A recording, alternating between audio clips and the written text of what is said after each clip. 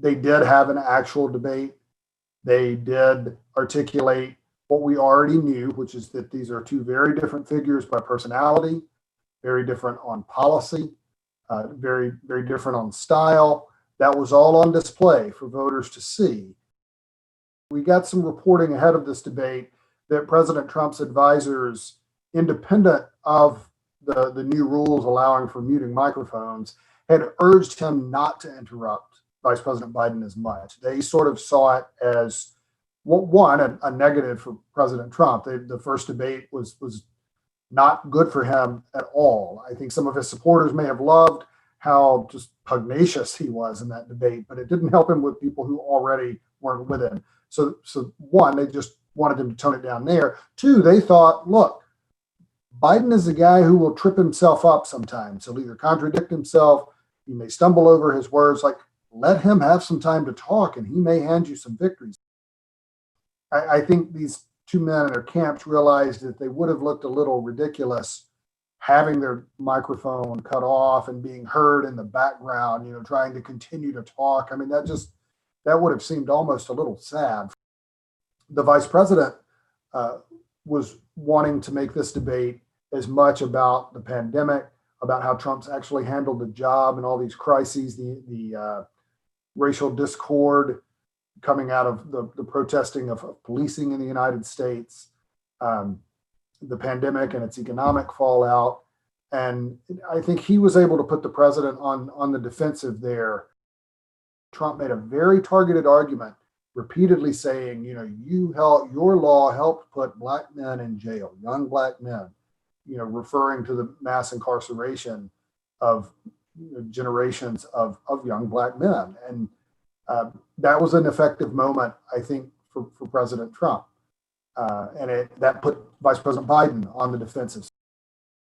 Trump made some fantastical claims, some hyperbole, some outright mistruths that fact checkers will have a field day with. That's part of the way Trump makes his arguments.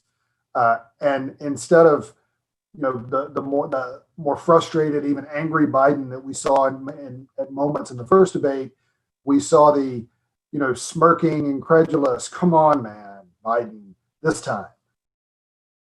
We saw a much more targeted argument at several points, reminding voters that, hey, this guy's over there telling you what he'll do if he is president, except he was vice president for 8 years and been in national politics for 47 years. And just that same argument of, why hasn't he fixed this stuff already?